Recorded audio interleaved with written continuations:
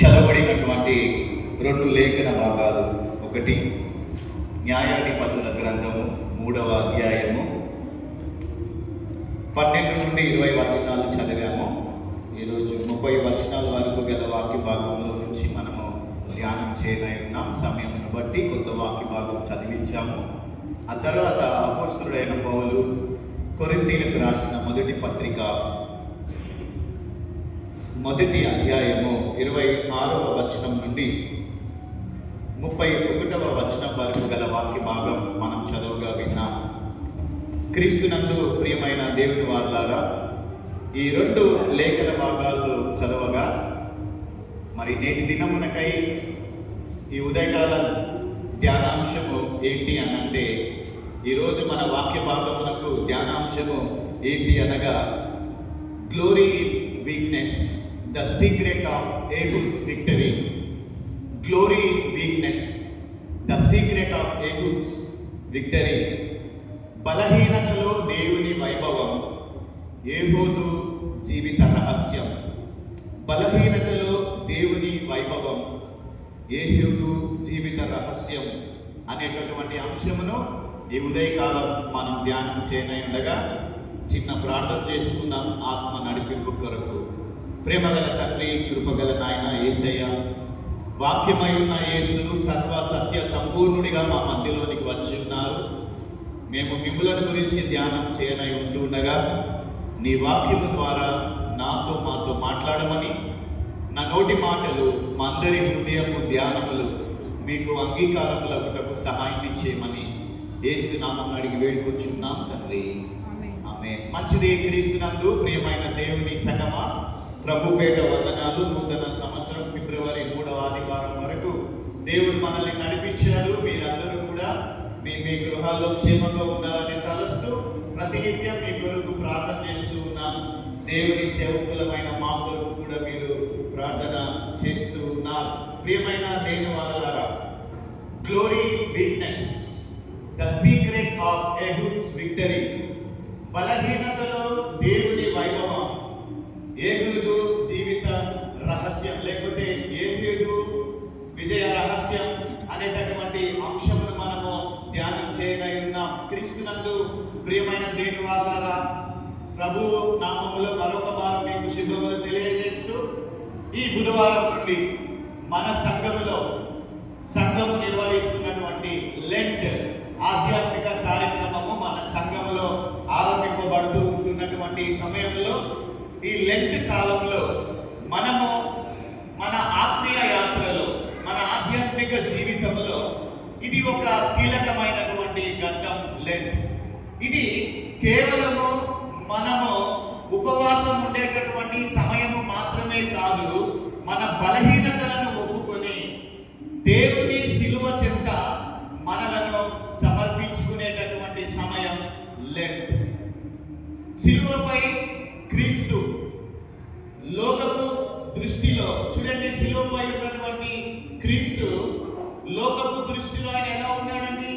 లోకపు దృష్టిలో అత్యంత బలహీనుడుగా కనిపించినప్పుడే సాతాను కోటలను కూల్చి విజయాన్ని సాధించారు. దేవుని నామమునకు మహిమ కలుగును గాక. అదే విధంగా ఈరోజు మనము ధ్యానించనై ఉన్నటువంటి ఏహూదు అనేటటువంటి ఒక వ్యక్తి గురించి మనం ధ్యానం చేయనై ఉంటూ ఉన్నాం. ఏహూదు అనే ఒక సామాన్య లోకమున్న వ్యక్తి ద్వారా దేవుడు ఒక దేశానికి విముక్తిని కలిగించాడు. యేసు ప్రభు దేవుడు సర్వ మానవాళి కొరకు ఆయన బలహీనుడిగా శిలువ పైన ఆయన బలియాగము ద్వారా సర్వ మానవాళికి విముక్తి వస్తే, ఇక్కడ ఏహూదు అనేటటువంటి ఒక సామాన్య లోకమున్న వ్యక్తి ద్వారా దేవుడు ఒక దేశానికి విముక్తినిచ్చాడు. దేవుని నామమునకు మహిమ కలుగును గాక.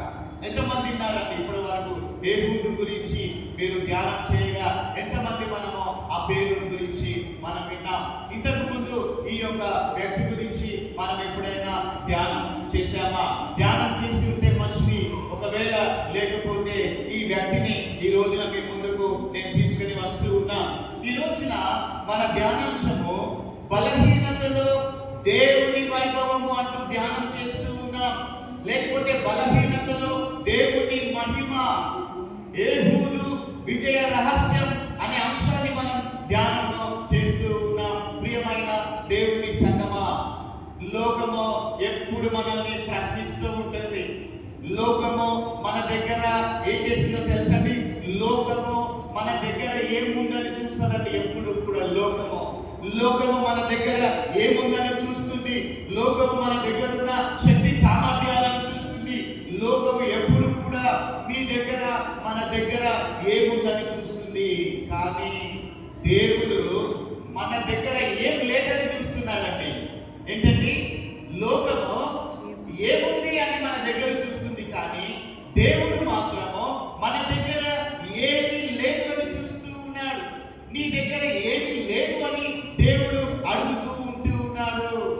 ఎందుకు ఏమీ లేదని అడుగుతున్నాడు అంటే, ఎందుకంటే మనము ఖాళీ తత్వాన్ని లేకపోతే ఖాళీతనాన్ని, మన ఎంటీనెస్ ని ఆయన తన బలముతో నింపి తన మహిమను మన జీవితంలో ప్రకటించుకోవాలని ఆయన ఆశిస్తూ ఉన్నాడు. దేవుని నామమునకు మహిమ కలుగును గాక. క్రీస్తునందు ప్రియమైన దేవుని సంగమా, న్యాయాధిపతుల గ్రంథం 3వ అధ్యాయము 12 నుండి 30 వచనాల వరకు గల వాక్య భాగంలో ఒక్కసారి మనము దాని నేపథ్యాన్ని మనం ఆలోచన చేద్దాం. ఒక్కసారి దాని నేపథ్యంలో మనం చూద్దాం. ఏంటంటే టెక్స్ట్ బ్యాక్గ్రౌండ్ తెలుసుకుంటూ మన ప్రసంగంలో ముందుకు వెళ్తే వాక్యం మనకు చాలా బాగా అర్థమవుతుంది. న్యాయాధిపతుల గ్రంథం 3వ అధ్యాయము 12 నుండి 30 వచనాల వరకు గల వాక్య భాగం చూస్తే, ఇశ్రాయేలీలు కనాను దేశంలో ప్రవేశించిన తరువాత దేవుడు చేసినటువంటి అద్భుతములను మర్చిపోయి వారు యెహోవా దృష్టికి మరలా ఎలా ప్రవర్తించారండి? దోషులుగా ప్రవర్తించారండి. క్రీస్తునందు ప్రియమైన దేవుని సంగమా, కనాను దేశమునకు దేవుడు నడిపించిన తర్వాత దేవుడు చేసిన మేలులు, దేవుడు చేసిన అద్భుతములను వారు మర్చిపోయి వారు మరలా యెహోవా దృష్టికి దోషులుగా అయిపోయారండి.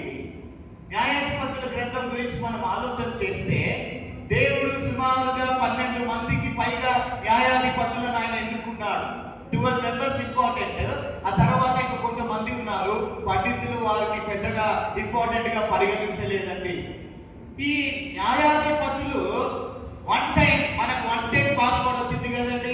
వన్ టైం ఏమంటారండి? ఓటీపీ. వన్ టైం పాస్వర్డా నెంబర్. అలా ఉన్న దేవుడు న్యాయాధిపతుల్ని ఎన్నుకున్నాడండి. మోసే యెహోషువని తయారు చేసిన విధంగా ఒక న్యాయాధిపతి తన వారసత్వాన్ని, తన తదనంతరము ఒక న్యాయాధిపతిని ఎన్నుకోవడానికి వీలు లేదండి. దేవుడే స్వయంగా న్యాయాధిపతిని ఎన్నుకుంటాడు. దేవుడే ఎన్నుకుంటాడు. స్త్రీని ఎన్నుకుంటాడు, పురుషులను ఎన్నుకుంటాడు.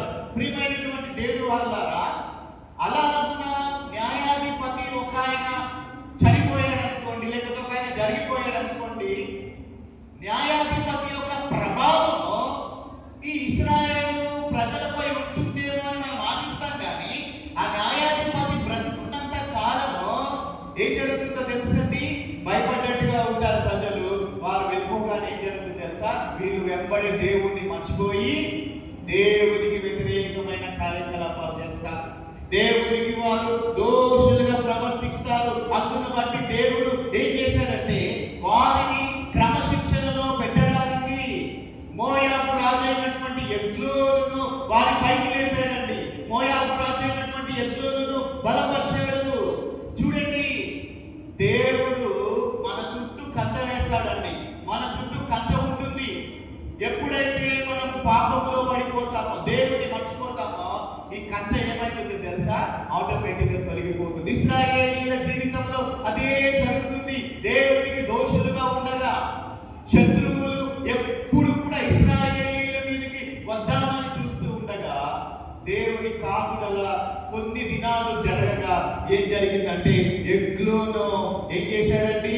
ఎగ్లోను రాజు ఇశ్రాయేలీల పైకి వస్తూ ఉన్నాడు. ఎలాగ వస్తున్నాడు తెలుసా అండి? ఆయన ఒక సైన్యం రావట్లేదు. ఆయన ఏం చేస్తున్నాడు తెలుసా? అమోనీయులను, అమాలేకీయులను తనతో కలుపుకొని ఇశ్రాయేలీల మీదకి దాడి చేయటకు వస్తున్నాడు. అంటే ఒక రాజ్యం రావట్లేదండి, ఒక గుంపు రావట్లేదండి. బలమైనటువంటి సాతాను గుంపు ఒకటి దేవుని బిడ్డల మీదకి వస్తూ ఉన్నది.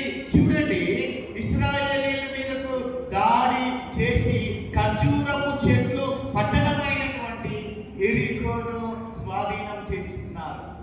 మీరు చెప్పండి, యోర్దాను దాటిన తర్వాత ఏ పట్టణాన్ని జయించారండి? యెరికో. యెరికో దాటినాక ఎక్కడికి వెళ్ళాలంటే వారు కనానుకు వెళ్ళిపోవాలి. ముఖ్య పట్టణమైనటువంటి కనానును ఎగ్లోను రాజు ఏం చేశాడంటే ముట్టడి వేశాడు, దానిని ఆక్రమించుకున్నాడు. అక్కడ ఏమున్నాయండి? ఖర్జూరపు చెట్లు పట్టణమైనటువంటి యెరికోను స్వాధీనం చేసుకున్నాడు. ఎగ్లోను రాజు ఎలా ఉన్నాడు తెలుసండి? చాలా లావుగా ఉన్నాడండి ఆయన. ఆ రాజు బహు స్థూలకాయుడు, చాలా లావుగా ఉన్నాడని వాక్యంలో తెలియజేస్తూ ఉందండి. అంత మాత్రమే కాదు, ఆయన ఒక గొప్ప గర్విష్టి అండి, చాలా గర్వం కలిగినటువంటి వాడు. చూసారా, ఇశ్రాయేలీలు వారి కింద బానిసత్వానికి వెళ్ళిపోయారు. వారి కింద బానిసత్వానికి అంటే సొంత దేశంలోనే బానిసలుగా బ్రతుకుతున్నారు. అంటే వీళ్ళని చెరపట్టుకొని వెళ్ళలేదండి. అమోనియా దేశంతో ఎక్కడికో చెరపట్టుకొని వెళ్ళలే, సొంత దేశంలోనే వీరు ఎలాగునా ఉన్నారంటే బానిసలుగా జీవిస్తూ ఉంటూ ఉన్నారు. చూడండి, ఇశ్రాయేలీలు సుమారు 18 సంవత్సరాల పాటు మోయాబీయులకు బానిసలుగా ఉండి ప్రతి సంవత్సరం కష్టపడి పండించిన పంటను, సంపాదనను అవమానకరంగా కప్పము రూపముల వారు చెల్లించాల్సి వచ్చింది.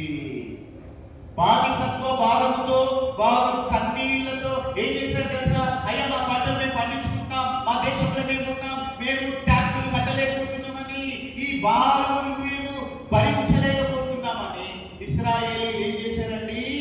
కన్నీళ్లతో యెహోవాకు మొరపెట్టినప్పుడు దేవుడు వారి మొర్రను విని ఏం చేశాడండి? ప్రియమైన దేవుని వారలారా, దేవుడు వారి మొర్రను ఆలకించి బెన్యామీయుడైనటువంటి గేరా కుమారుడకు ఏహూదును రక్షకుడిగా పుట్టించాడు. దేవుని నామమునకు మహిమ కలుగును గాక.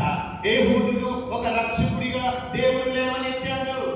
పోనీ ఈ ఏహూదు గురించి మనం ఆలోచన చేస్తే శారీర ఆ బలం కలిగిన వాడా, ఎత్తు బాగా ఉన్నవాడా అనుకుంటే ఏహూదుకు ఏం తెలుసండి?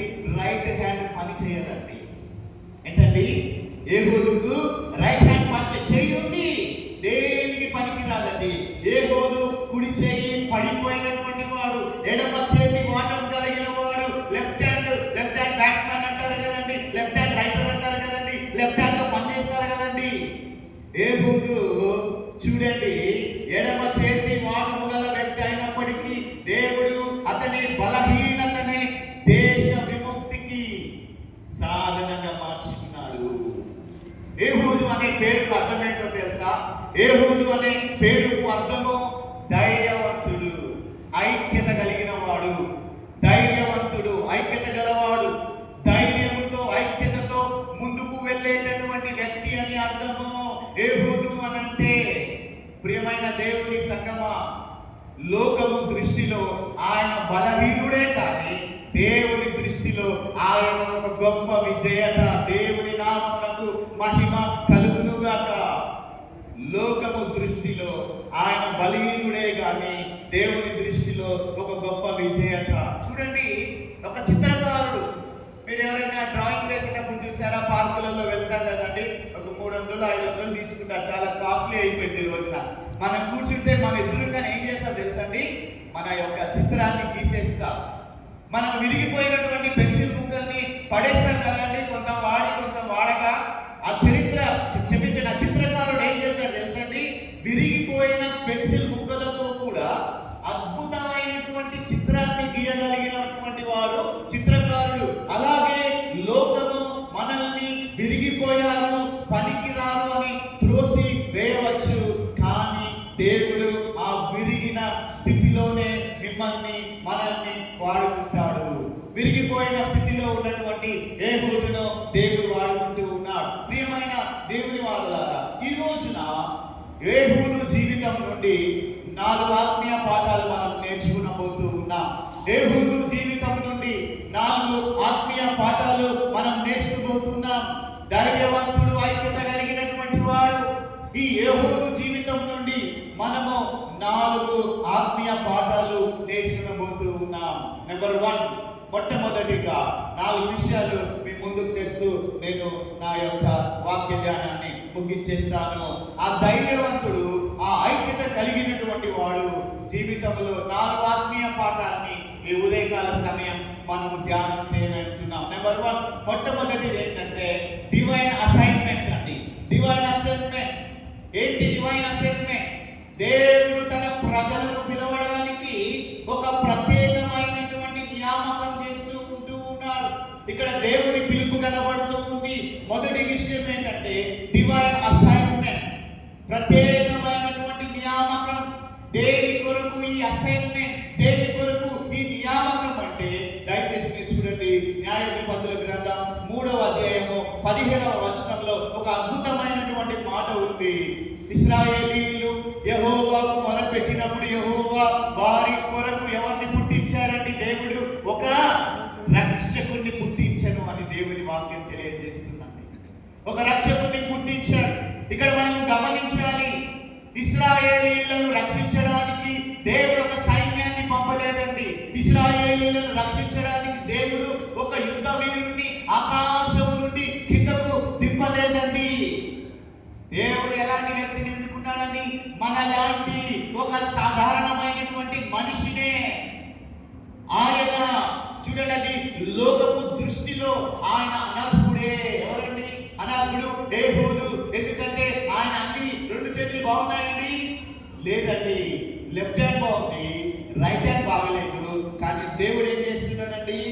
లోకపు దృష్టిలో ఆయన అనర్హుడు అని అందరూ అనుకుంటున్నారు అని అనిపించిన దేవుడు మాత్రము ఆ అనర్హుడిని అర్హుడిగా, అర్హమైన వ్యక్తిగా ఎంచుకుంటూ ఉన్నాడు. ఆయన మనలాంటి ఒక మనిషి, అది కూడా లోకపు దృష్టిలో ఆయన అనర్హుడు అనిపించినటువంటి వ్యక్తిని దేవుడు ఎన్నుకున్నాడు. చూడండి వాక్యం ఏం చెప్తుందంటే యెహూదు గురించి ఎడమ చేతి వాటము కలిగిన వాడని చెప్తుందండి. ఏంటండి? ఆయన లెఫ్ట్ హ్యాండ్.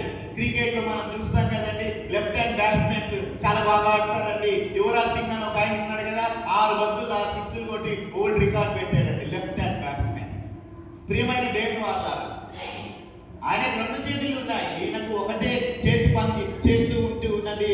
ఎడమ చేతి వాటం గలవాడు. హీబ్రూ భాషలో ఈయన గురించి పరిశీలన చేస్తే ఇతని గురించి ఏం చెప్తుందంటే అతనికి ఎడమ చేయి అలవాటు అని కాదండి, ఆయన కుడి చేయి పనికి రాకుండా పోయిందండి. ఆయన కుడి చేయి పని చేయడం లేదు. Restricted in his right hand అని అర్థము. అంటే ఆనాటి యుద్ధ కాలంలో, ఆ కాలపు యుద్ధ విద్యల ప్రకారము కత్తిని ఏ చేతితో తిప్పాలో తెలుసండి? కత్తిని కుడి చేతితోనే తిప్పాలి. కుడి చేయి పని చేయనటువంటి వాడు సైన్యములో ఉండడానికి వీలు లేదు. యుద్ధం చేయడానికి అస్సలు కూడా పనికిరాడు. అయితే శత్రువైనటువంటి మోయాబు రాజు ఎగ్లోను కూడా యెహూదును చూసి భయపడలేదండి. ఒక రోజు ఆయన మీటింగ్ జరిగింది. ఆయన దగ్గరికి వెళ్తాడు. ఎగ్లోను దగ్గరికి యెహూదు వెళ్తాడు. యెహూదును చూసి ఎగ్లోను అసలు భయపడలేదండి. ఎందుకంటే ఆయన అనుకుంటాడు మనసులో, వీడు కుడి చేయి లేని అశక్తుడు, కుడి చేయి పని చేయనటువంటి అశక్తుడు, శక్తి లేనటువంటి వాడు, వీడేం చేస్తాడని రాజు తక్కువ అంచనా వేశాడు. ప్రియమైన దేవుని వారలారా, లోకం ఎప్పుడు మన బలాన్ని చూసి మనకు అవకాశం ఇస్తుందండి. మన శక్తి సామర్థ్యాలను చూసి మనకు అవకాశం ఇస్తుంది. లోకం ఎప్పుడు మన శక్తి సామర్థ్యాలను చూస్తుంది. కానీ దేవాది దేవుడు మన బలహీనతను చూసి మన ఎడల ఆయన ఏమిస్తాడంటే తన కృపను మనకు అనుగ్రహిస్తాడు. చాలాసార్లు మనుషులుగా బాధపడుతూ ఉంటాము. మేము చదువులేని వారమైనా, మీరు చదువులేని వారైనా, మరి అనారోగ్యంతో ఉన్నా, లేకపోతే సమాజంలో తక్కువగా చూడబడుతూ ఉంటూ ఉన్నా, దేవుడు మిమ్మల్ని పిలిస్తే ఆ పిలుపే ఏం చేస్తుంది తెలుసండి? మనకు అర్హతనిస్తుందండి. దేవుని నామమునకు మహిమ కలుగును గాక. ఆ పిలుపు మనకు అర్హతనిస్తుంది. ఆ అర్హత పొందుకున్న తర్వాత ఏం జరుగుతుందో తెలుసండి? ఆ అర్హతే అది దేవుని మహిమకు వేదికగా అవుతూ ఉంటూ ఉన్నది. అందుకనే పౌలు అంటాడు కొరింథీయులకు రాసిన మొదటి పత్రిక 1వ అధ్యాయం 27వ వచనం ప్రకారం, బలవంతులను సిగ్గుపరచుటకు దేవుడు ఎవరిని ఎన్నిక చేసుకున్నాడండి? దేవుడు బలహీనులను ఏర్పరచుకొని ఉన్నాడు. బలవంతులను సిగ్గుపరచుటకు ఆ దేవాది దేవుడు బలహీనులను ఏర్పరచుకొని ఉంటూ ఉన్నాడు. ప్రియమైన దేవుని వారలారా, ఏహూదు కుడి చేయి బాగుంటే మీరు ఆలోచన చేయండి. ఏహూదు యొక్క రైట్ హ్యాండ్, ఏహూదు యొక్క కుడి చేయి బాగుంటే ఆ విజయము ఏహూదు వల్ల వచ్చిందని ప్రజలందరూ అనుకునేవారండి. ఏంటంటే నిజమే కదా? ఆయన అన్ని బాగుంటుంటే ఆ విజయము ఏహూదు వల్ల వచ్చిందని ప్రజలందరూ కూడా అనుకునేటటువంటి వారు.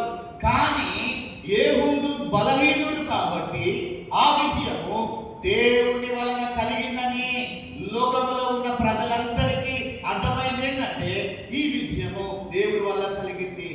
మీకు విషయం చెప్పాలండి, ఎరికో గోడలు కూలగొట్టే సమయంలో దేవుడు ఇశ్రాయేలు ప్రజలకు శక్తినిచ్చి ఎరికో ప్రజలను ఓడగొట్టే విధంగా దేవుడు సహాయం చేయించగలడు.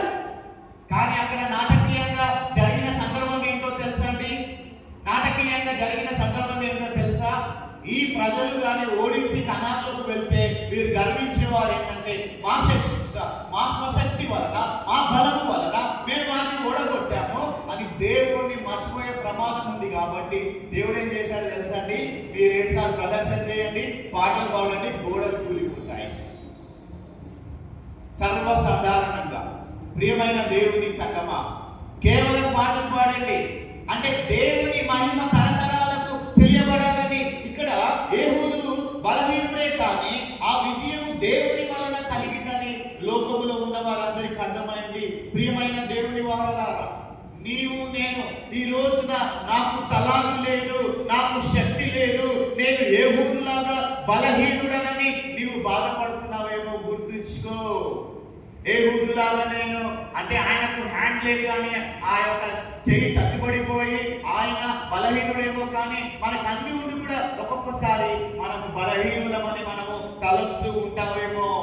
ఒకసారి మనం గుర్తించుకోవాలి, నీ బలహీనతే దేవుడు తన మహిమను ప్రకటించుకోవడానికి ఎంచుకున్నటువంటి వేదిక. నీ ఖాళీతనాన్ని ఆయన తన బలముతో నింపాలని ఆశిస్తూ ఉన్నాడు. నీ బలహీనతలో దేవుడు బలము ప్రసాదించి తన సంపూర్ణతో నింపి నిన్ను తన మహిమ కొరకు ఆయన వాడుకొనబోతున్నాడని నీవు నేను మనము నమ్మాలి. ఆయన తన బలముతో మనల్ని నింపాలని ఆశిస్తూ ఉన్నాడు. ప్రియమైన దేవుని సంగమా, ఏహూదును రక్షకునిగా నిలబెట్టినటువంటి దేవుడు నిన్ను కూడా నీ కుటుంబంలో, నీ సంఘములో, సమాజంలో నిన్ను ఒక గొప్ప ఆయుధంగా దేవుడు వాడుకొనగలడు. దేవుడి నామమునకు మహిమ కలుగును గాక. నేను ప్రసంగం చేయలేనని బాధపడుతున్నావా? పాట పాడలేనని బాధపడుతున్నావా? అది ఆర్థికంగా నేను వెనుకున్నానని దేవునికి ఇవ్వలేనని నువ్వు బాధపడుతున్నావేమో. నువ్వెప్పుడు బలహీనుడవో అప్పుడే బలవంతుడవు. ప్రియమైన దేవుని వారలారా, చూడండి, ఏహూదును రక్షకుడిగా నిలబెట్టిన దేవుడు నిన్ను అనేక స్థలాలలో, నీ కుటుంబంలో కానీ నీ సంఘంలో కానీ దేవుడే నిన్నే ఒక ఆయుధంగా ఆయన వాడుకొనగలడు. దేవునికి మహిమ కలుగును గాక. అది మొదటి విషయం ఏంటంటే ఏ డివైన్ అసైన్మెంట్, ప్రత్యేకమైన నియామకం దేవుడు ఆయన ఎన్నుకున్నాడండి. రెండవ విషయము మనం చూస్తే ప్రియమైనటువంటి దేవుని వారలారా, రెండవదిగా మనం చూస్తే కంప్లీట్ సరెండర్ అండ్ అవైలబిలిటీ. రెండో విషయం ఏంటంటే కంప్లీట్ సరెండర్ అండ్ అవైలబిలిటీ, సంపూర్ణ సమర్పణ, ఆయన అందుబాటులో ఉండడం. మొదటిగా ఏంటంటే ఆయనకు ఒక పిలుపు ఉంది, అది దైవికమైన నియామకమైన ఆయన ఎరిగాడు. మొదటిగా దైవికమైనటువంటి పిలుపు. రెండవదిగా మనం చూస్తే ప్రియమైనటువంటి దేవుని వారలారా, సంపూర్ణ సమర్పణ, అందుబాటులో ఉండడం. ప్రభువుకు ఆయన అందుబాటులో ఉంటూ ఉన్నాడు. అందుబాటులో ఉండినటువంటి వాడు ఏహూదు.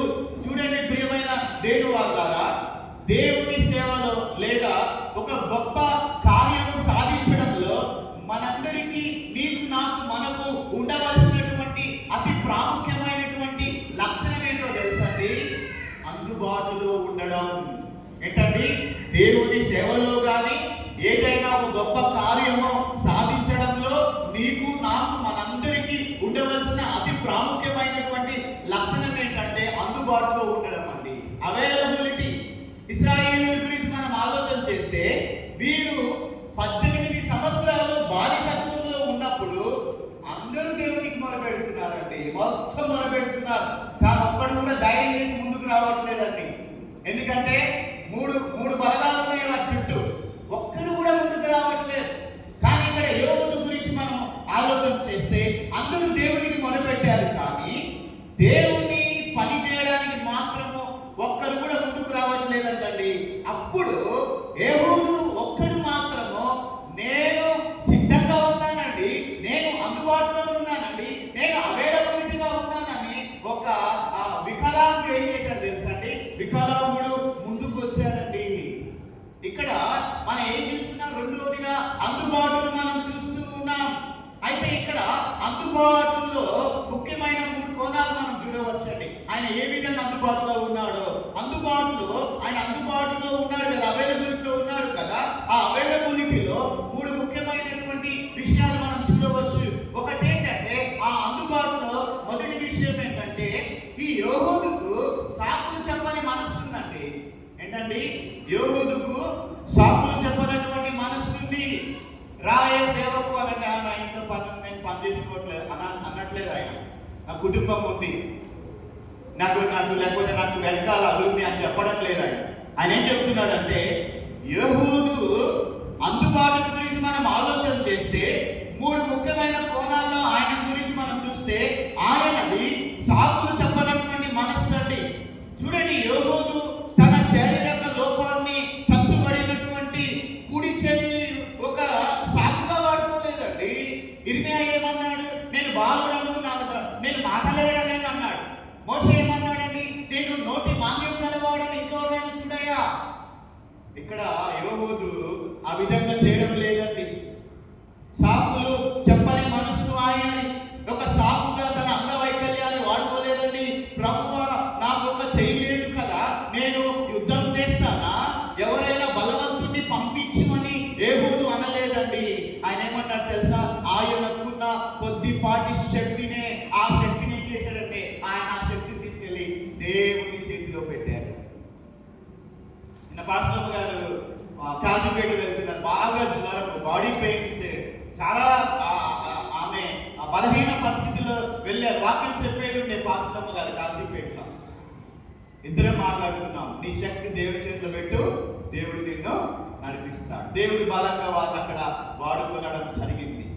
ప్రియమైన దేవుని సంగమా, మన బలహీనతలు మనము దేవుని చేతిలో పెట్టినప్పుడు ఆయనకున్న కొద్దిపాటి శక్తినే ఆయన ఏం చేశాడండి? దేవుని చేతిలో పెట్టాడు. అందుబాటులో 3 ముఖ్యమైన కోణాల్లో మొదటిది ఏంటంటే ఆయన సాకులు చెప్పని మనసు.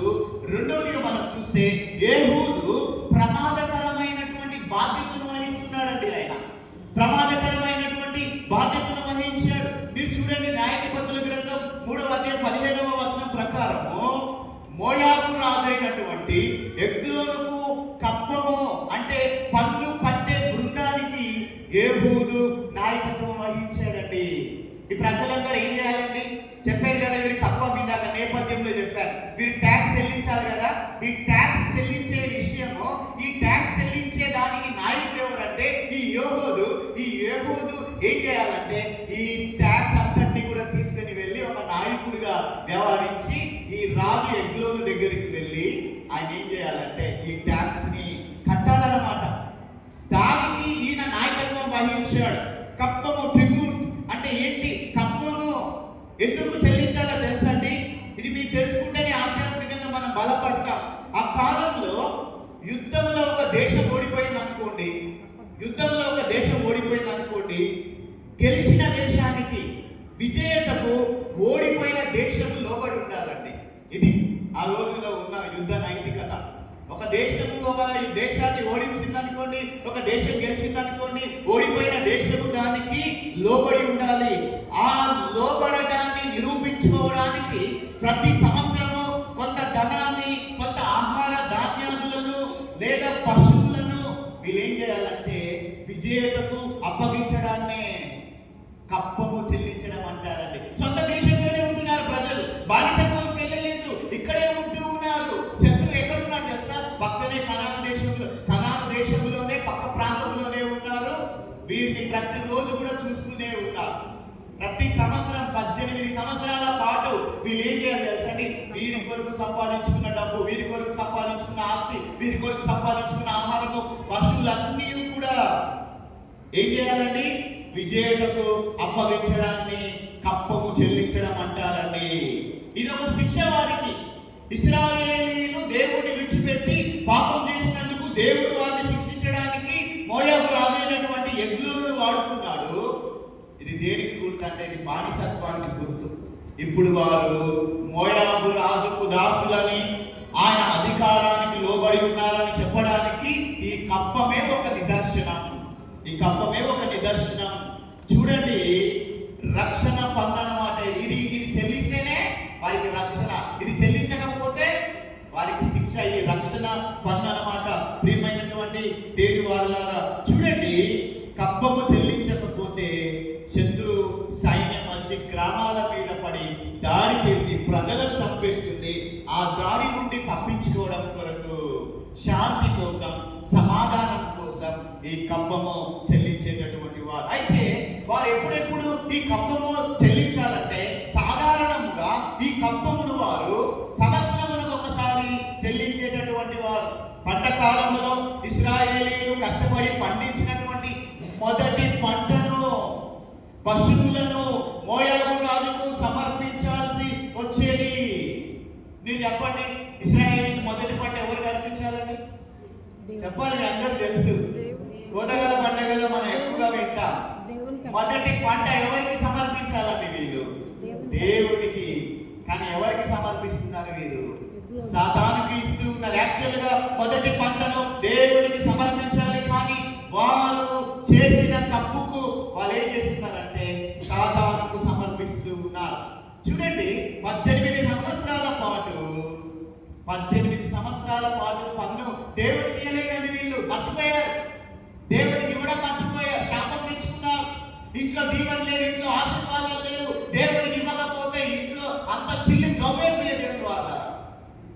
చూడండి, 18 సంవత్సరాల పాటు. చూడండి, న్యాయాధిపతుల గ్రంథం 3వ అధ్యాయము 14వ వచనం ప్రకారము వారు సుమారు 18 సంవత్సరాల పాటు నిరంతరంగా ఈ అవమానకరమైనటువంటి కప్పమును చెల్లిస్తూనే ఉన్నారు. అంటే వారు కష్టపడితే ఫలము మాత్రం ఎవరు అనుభవించేవాడండి? శత్రువు అనుభవించేవాడు. కష్టమేమో వీడిది, అనుభవించేదేమో శత్రువు. ప్రియమైన దేవుని సంగమా, సో ఇటువంటి సందర్భంలో ఏహూదు ఏం చేస్తున్నాడు తెలుసండి? ఏహూదు కప్పముతో తన నాయకత్వాన్ని వహిస్తున్నాడు కదా. ఆ కప్పముతో కొంతమంది బృందముతో ఆయన ఏం చేస్తున్నాడు అంటే శత్రువు కోటలోనికి వెళ్ళడం అంటే సింహపు బోనులోకి వెళ్ళడమే అండి. ఏంటండి? శత్రువు కోటలోకి ఏహూదు వెళ్తున్నాడు అనంటే ఆయన సింహపు బోనులోనికి వెళ్తున్నట్టే ఏ క్షణమైనా ఆయన ప్రాణం పోవచ్చు. ఆయన ఎస్తేరు వలె ఏం చేస్తున్నాడు తెలుసండి? తన ప్రజల విడుదల కోసం తన ప్రాణాన్ని పణంగా పెట్టడానికి ఆయన అవైలబుల్ గా ఉన్నాడండి. ఆయన సిద్ధంగా ఉన్నాడు. దేవుని నామమునకు మహిమ కలుగును గాక. ఆయన ప్రాణాన్ని పెట్టడానికి ఆయన అవైలబుల్ గా ఉన్నాడు. అంత మాత్రమే కాదు, ప్రియమైన దేవుని సంగమ, అవైలబిలిటీలో 3 కోణాల్లో 2 చూసాము. ఇప్పుడు 3ది ఏంటంటే ఉన్న దానితో ప్రారంభించాడు ఏహూదు. ఏంటండి? ఉన్న దానితో ప్రారంభించాడు ఏహూదు. చూడండి, ఆయన దగ్గర గొప్ప సైన్యం లేదు. కేవలము ఆయన ఏం చేస్తున్నాడు తెలుసండి? ఇప్పుడు తన చేతితో చేసుకున్నటువంటి ఒక చిన్న కత్తి, ఒక మూరడి కత్తిని స్వయంగా ఈయన తయారు చేసుకున్నాడు అండి. షార్ప్ 2 అంచుల పదును గల ఖడ్గమును ఆయన ఏం చేశాడు తెలుసండి? ఇంత కత్తిని ఆయన ఏం చేశాడంటే చిన్న కత్తి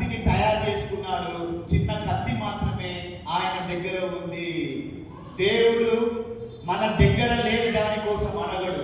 మన దగ్గర ఉన్న దానిని ఎంతవరకు మనము సమర్పిస్తున్నాము అని ఆయన మన దగ్గర నుంచి ఆయన చూస్తాడండి. మన దగ్గర ఉన్న దానిని ఆయన కొరకు ఎంతగా సమర్పిస్తూ ఉన్నాం ఆయన చూస్తాడండి. దేవుడు మన సామర్థ్యం కంటే, మన ఎబిలిటీ కంటే మనము అందుబాటులో ఉండడమే అవైలబిలిటీని దేవుడు కోరుకుంటున్నాడండి. ప్రియమైన దేవుని వారలారా, దేవుడు తన కార్యం కొరకు, తన సేవ కొరకు మనం అందుబాటులో ఉండడాన్ని దేవుడు కోరుకుంటూ ఉన్నాడండి. బైబిల్లో మనం చూస్తే మోషే చేతిలో ఉన్నటువంటి ఒక కర్రను దేవుడు వాడుకున్నాడు.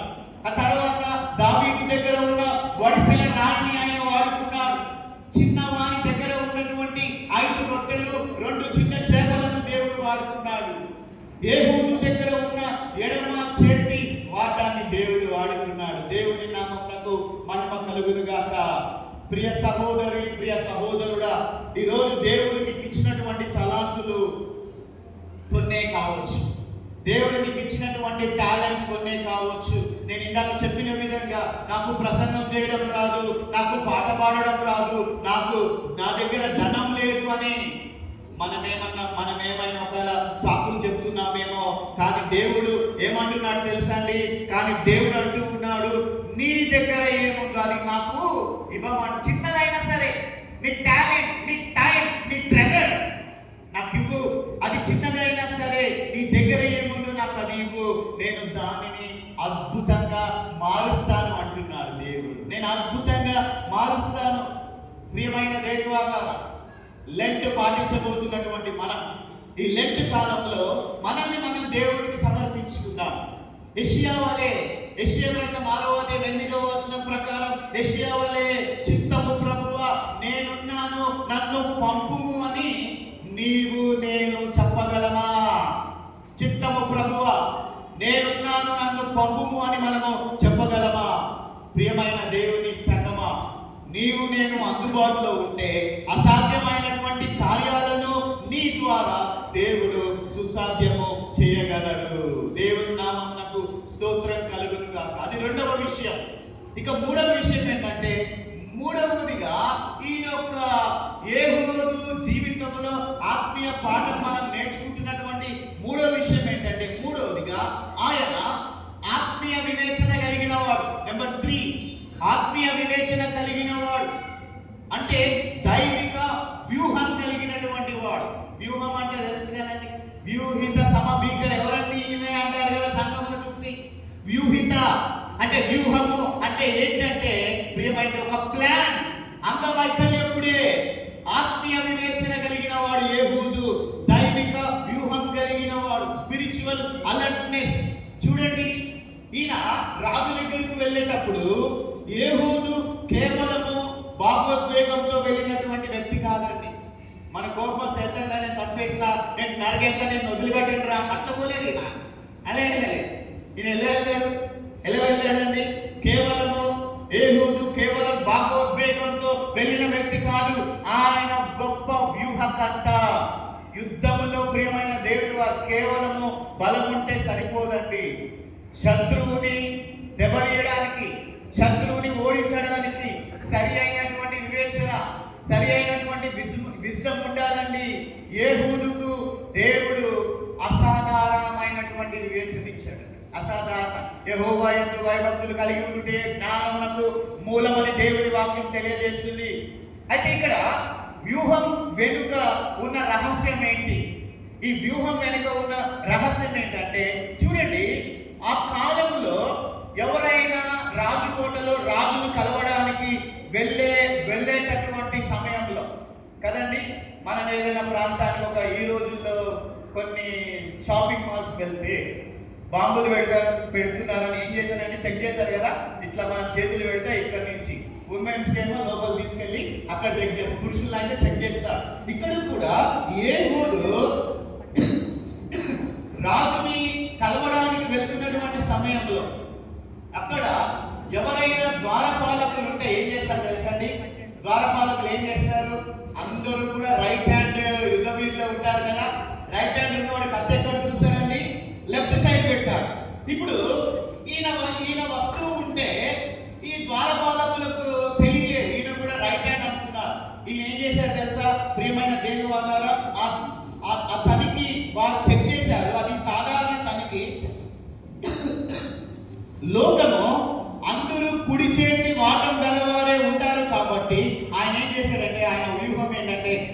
ప్లాన్ ఏంటంటే ఆయన రైట్ సైడ్ తన వస్త్రాల కింద ఇంతటి షార్ప్ పదునైనటువంటి కత్తిని లోపల ధరించుకున్నారు. ఆ రోజుల్లో బట్టలు కానీ రాజులు చాలా మందమైన బట్టలు వేసుకునేవారండి. ఇప్పుడు ఈ ఈ సైనికులు ఎటువైపున చెక్ చేశారు? రైట్ సైడ్ కదా, ఈయన రైట్ హ్యాండ్ అనుకొని ఈ లెఫ్ట్ హ్యాండ్ వైపు కత్తి దూస్తాడేమో అని ఇటు సైడ్ చెక్ చేశారు. వాళ్ళకి తెలియదు, రాజుకు తెలుసు కానీ వీళ్ళకి తెలియదు. ఈ సైనికులు ఏం చేశారు తెలుసా? లెఫ్ట్ సైడ్ మాత్రమే చెక్ చేసి ఆయనని లోపలికి పంపించేశారండి. కత్తి ఎడమ వైపున కుడి చేతితో తీయడానికి వీలుగా దాచుకుంటారని సైనికులు భావిస్తారు. అందుకే వారు ఎప్పుడు వ్యక్తి యొక్క ఎడమ వైపు మాత్రమే వెతికారండి, కుడి వైపున వారు వెతకలేరు. ప్రియమైన దేవుని వాళ్ళారా, చూడండి ఇక్కడ ఏహూదు వివేచన చూస్తే ఏహూదు తన లోపాన్ని, తన అంగవైకల్యాన్ని, ఎడమ చేతి వాటాన్ని ఒక ఆయుధంగా మార్చుకున్నాడు. ఎవరు ఊహించని విధంగా తన కుడి తొడ మీద కత్తిని ఏం చేశాడంటే బట్టల కింద దాచుకున్నాడండి. సైనికులు ఎడమ వైపున ఎతికి అక్కడ ఏం లేదండి, అతను ఏం చేశాడంటే లోపలికి పంపించేశారు. ఈ రోజున ఎయిర్పోర్ట్ లో ఉత్తికిన దొరికిపోతారండి.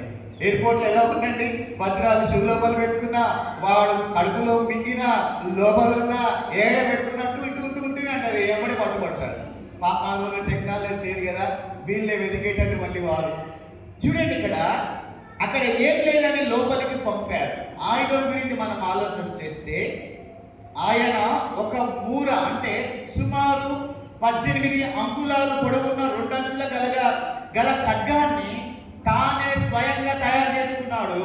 అది పదునుగా ఉండడమే కాకుండా రహస్యంగా దానిని దాచుకోవడానికి వీలుకరంగా చేసుకున్నాడండి. వ్యూహం అది వీలుకరంగా చేసుకున్నాడండి.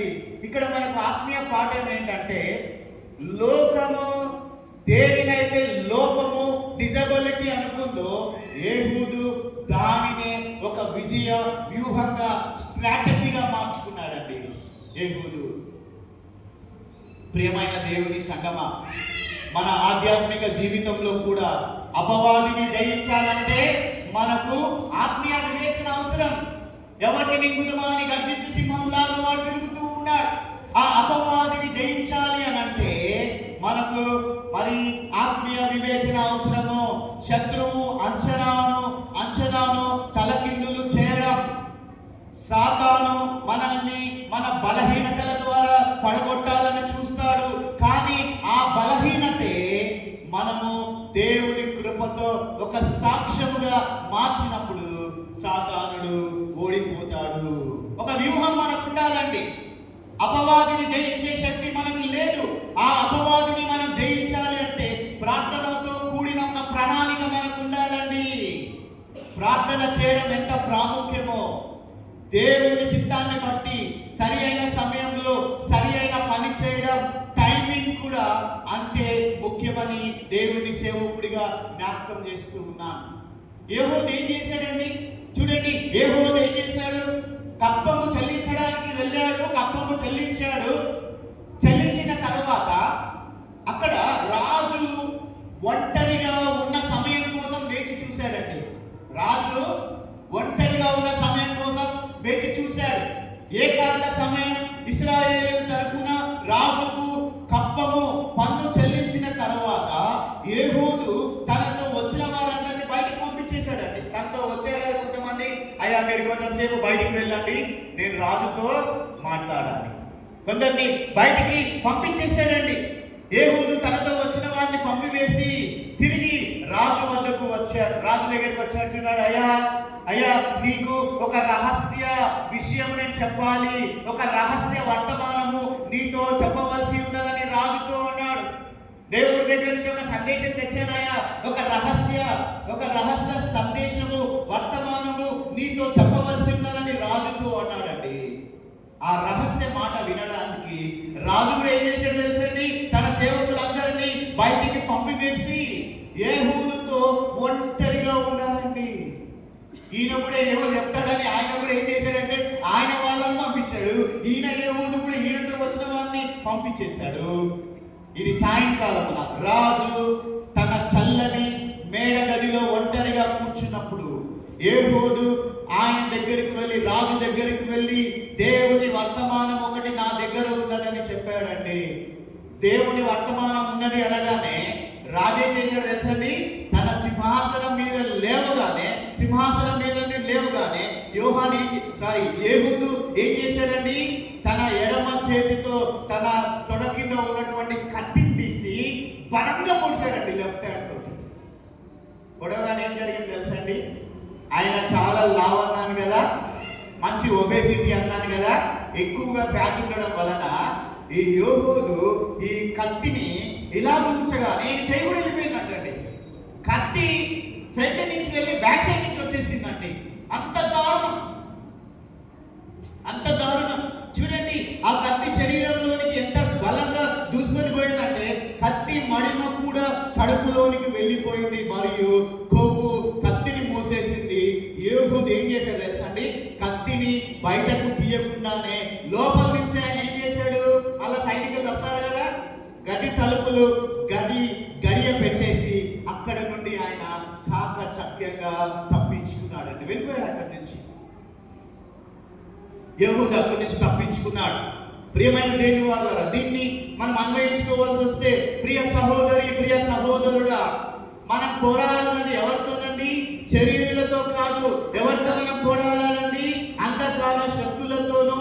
అపవాదిని జయించాలి అనంటే మన దగ్గర ఎటువంటి ఖడ్గం ఉండాలండి?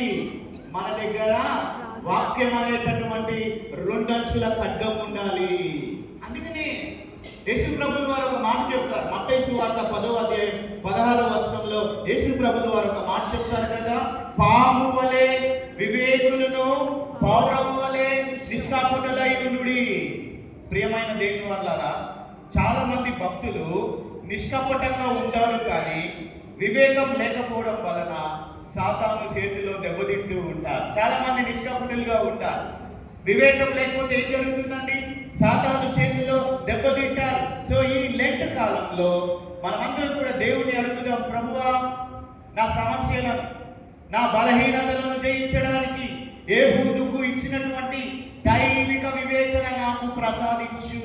మన బలహీనతను దేవుని చేతిలో పెడితే ఆయన దానిని శత్రువును ఓడించే ఒక అద్భుతమైనటువంటి వ్యూహంగా మారుస్తాడు. దేవుని నామమునకు మహిమ కలుగునుగా.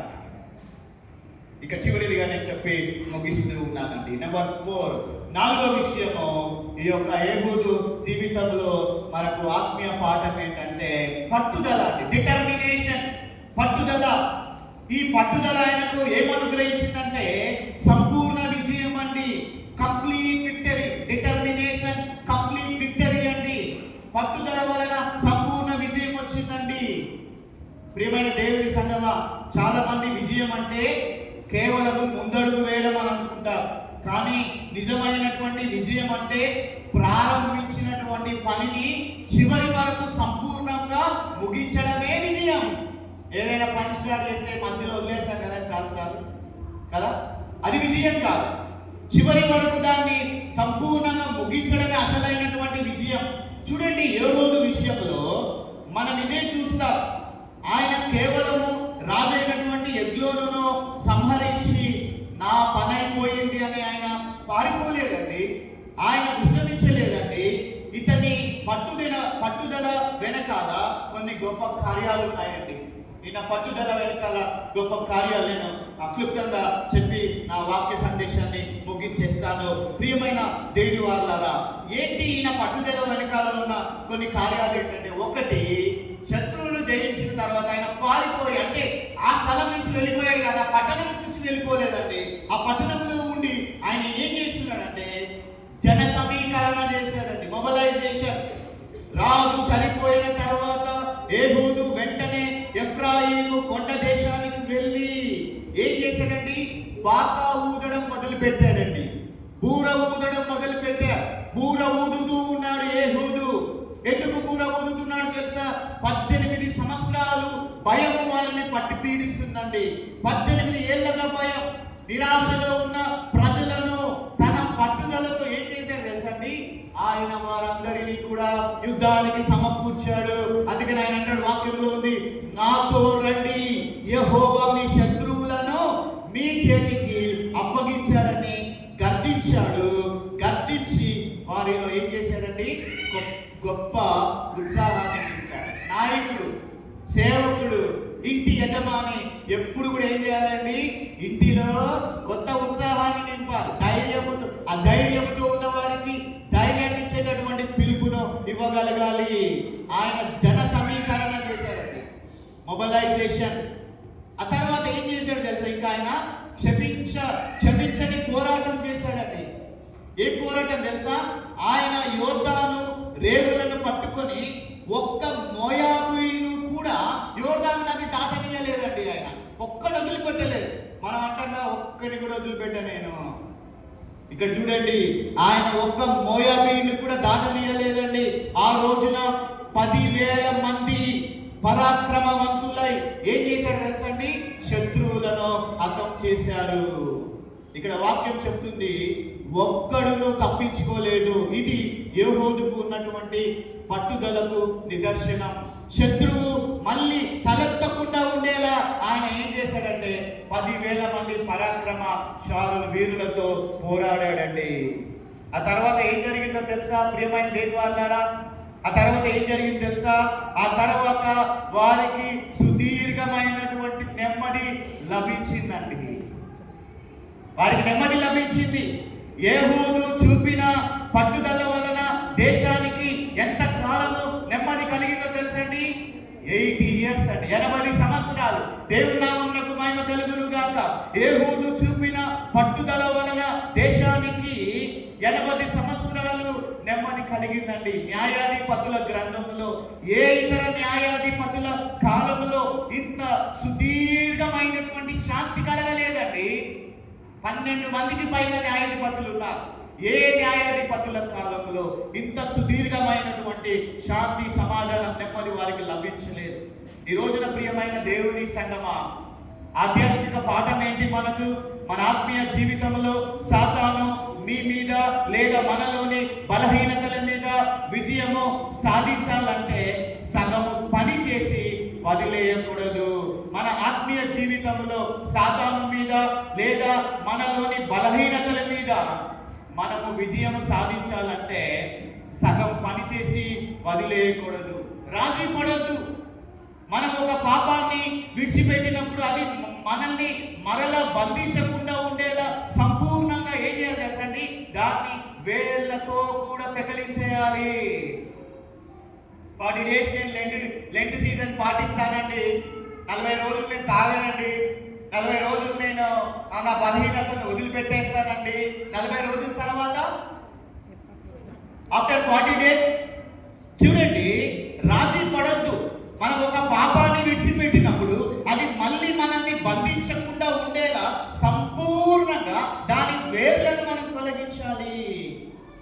ఏం చేయాలంటున్నాడండి? యెహూదు జీవితం నుంచి ముగింపు వరకు పోరాటం చేయాలి. క్రైస్తవ జీవితం ఒక పరుగు పందెము లాంటిది. మొదలు పెట్టడము ముఖ్యం కాదండి, ముగించడం ముఖ్యమని పౌలు కొరింథీయులకు రాసిన మొదటి పత్రిక 15వ అధ్యాయము 58వ వచనం ప్రకారము ఆయన మాట్లాడతాడు. మనము ప్రభు కార్యమందు ఎల్లప్పుడూ ఆసక్తులమై స్థిరంగా ఉండాలి అంటాడండి. ప్రియమైన దేవుని సంగమా, నీ ప్రార్థనా జీవితంలో కానీ నీ కుటుంబ సమస్యలలో కానీ మీరు సగము విజయం చూసి ఆగిపోయారా? ఇంతేనా నా వల్ల అవుతుంది అని వెనక్కి మీరు తగ్గుతూ ఉంటూ ఉన్నారా? ఒక్కసారి మీరు యెహూదును చూడండి. ఆయన ఒక వికలాంగుడైన తన పట్టుదలతో ఒక దేశానికి 80 సంవత్సరాల నెమ్మదిని తీసుకుని వచ్చాడు. ఈ లెంట్ కాలంలో మనం కూడా ఒక నిర్ణయం తీసుకుందాం. మనందరం కూడా ఒక నిర్ణయం తీసుకుందాం.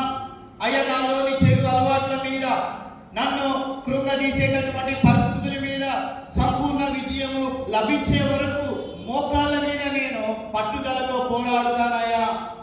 మనము పట్టుదల కలిగి ఉంటే దేవుడు మనకు అపరిమితమైనటువంటి విజయాన్ని మరియు సుదీర్ఘమైనటువంటి మరి శాంతిని ఆయన ప్రసాదిస్తాడు. ముగింపులో ఒక మాట చెప్పి నేను ముగించేస్తా. ఈ 4 అంశాలు చెప్దామండి. ఏంటి? మనం 4 అంశాలు ధ్యానం చేశాం. ఒకటి నియామకం, రెండవది సమర్పణ, మూడవది వివేచన, నాలుగవది పట్టుదల. ఏహూదును ఎలాగైతే ఒక మహావిజేతగా ఆ 4 విషయాలు మార్చాయో, ఈ వాక్యం వింటున్నటువంటి మిమ్మల్ని కూడా ఆ దేవాది దేవుడు అలాగే బలపరచునుగాక. ఏహూదు తన లోపం ద్వారా శత్రువును ఓడించినట్లుగా యేసుక్రీస్తు తన శిలువ మరణం ద్వారా ఆయన ఏం చేశాడంటే మరణాధిపతిని ఆయన జయించాడు. మీరు ఈ రోజున నేను దేనికి పనికిరానని నేను నిరుత్సాహపడుతున్నట్లయితే ఒక విషయం మనం గుర్తించుకోవాలి. దేవుడు నిన్ను వాడుకోవడానికి నీకు ఎంత శక్తి ఉందో ఆయన చూడడు, నీవు ఆయనకు ఎంతగా సమర్పించుకుంటున్నావో దానిని మాత్రమే చూస్తాడు. ప్రియమైన దేవుని సంగమా, ఈ లెంటన్ సీజన్లో సిలువ వద్ద నేను నా బలహీనతను ఒప్పుకుంటాను. నీవు నీ బలహీనతను ఒప్పుకో, ఆయన నిన్ను ఒక గొప్ప ఆయుధంగా మారుస్తాడు. దైవాశీర్వాదములు ఈ లెంట్ సీజన్లో మనందరం పాల్గొని ఏహూదు వలె గొప్ప విజయాన్ని మనం పొందుకుందాం. అట్టి కృప ధన్యత దేవుడు మనందరికి అనుగ్రహించును గాక.